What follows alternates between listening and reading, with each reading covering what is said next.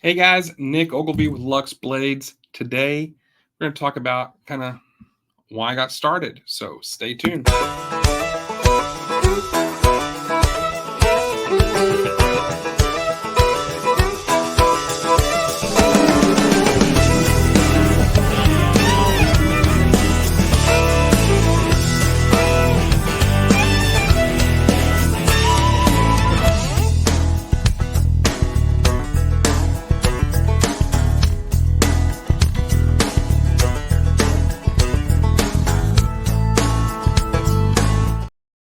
Hey guys, so today we're going to talk about why I got started in artificial turf. And the main reason we're going to go over first, and it's water scarcity. So, growing up in eastern New Mexico and Clovis, New Mexico, water had always been and has and is currently an issue to residents. And there are some homes there currently that get water trucked in. Water will be the next oil. I firmly believe that it's a resource that we all need to survive. And so I just kind of wanted to jump on here real quick and talk about that. So, you know, I've been seeing these signs all over different HOAs, different communities, even on the main road where I live off of a 428. It says, Mustang drought one restrictions. And I want to talk about water and its impact. So you've got all these homes being built in what used to be a rural area. And what happens is, like over here in North Texas, a lot of these farms are dry land, right? So they didn't rely on irrigation systems, pivots for with the sprinklers and all of that to make their hay, wheat, corn, maize, whatever it might have been, cotton to for the land, right?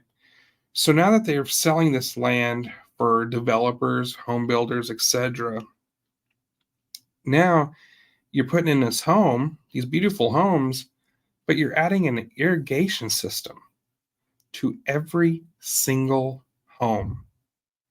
Now, it may not seem like a lot of water per home, but in some it may seem like a lot of water because you're paying the bill and you're like, wow, this is nuts.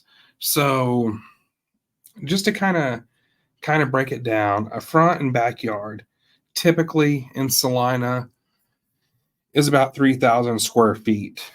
So 3,000 square feet of Bermuda grass in Texas needs around an inch of water per week to sustain its root system, to be green, right? And there are some different variations of seeds and types of grass that you can get to help prevent that. You got a drought tolerant grass like buffalo grass, but who wants that in their front yard, right? And what HOA is going to allow that? Zero. So 1 yard, which is front and back, consumes weekly 1,869 gallons of water per week. Monthly, 7,476 gallons. Now here's that's a lot of water. Now here's where it gets crazy.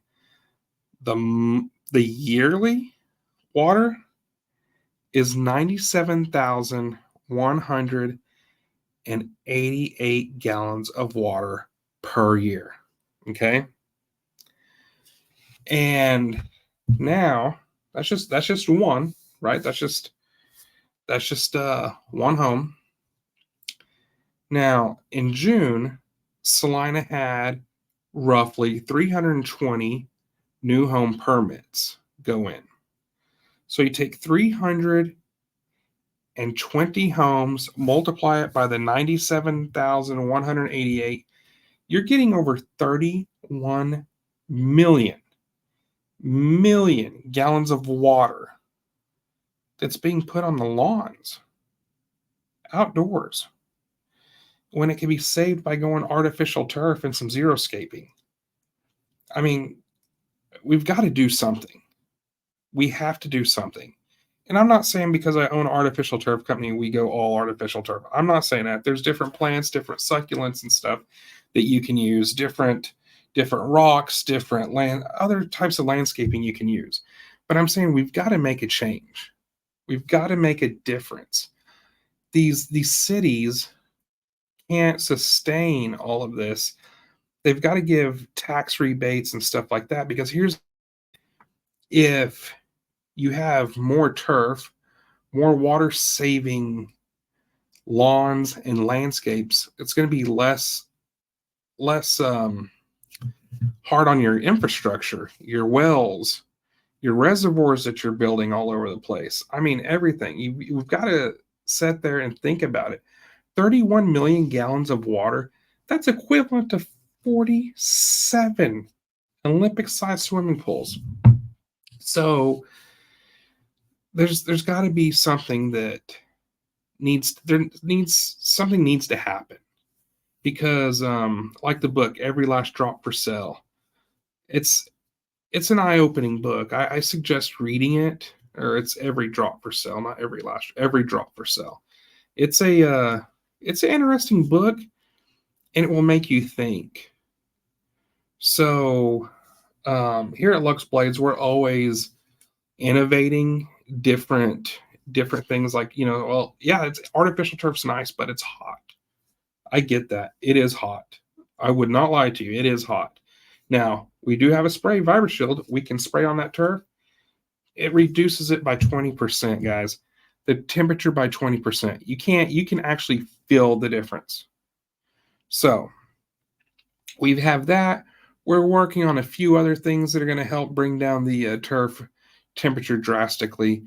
It's super exciting what the industry is doing. And we've got to do something to conserve the water. It's a big issue, and it's an issue not to take lightly. So I just want to kind of get on here and talk about that. And guys, the other reason why I did start artificial turf is because I love to golf. And who doesn't want a golf green in their backyard, right? I mean, come on. So that's my two reasons. And it's funny now as I see different areas like the town that I grew up in Clovis, their little league fields need to be artificial turf. I don't know why they're not. We got to get these kids good facilities to play on. I will say the kids here in Salina, Prosper, in Texas, in this area, man, their fields are top notch. It's amazing. I've been here for 4 years. I'm still blown away by the athletic facilities here. Giving these kids an opportunity that's it's absolutely amazing.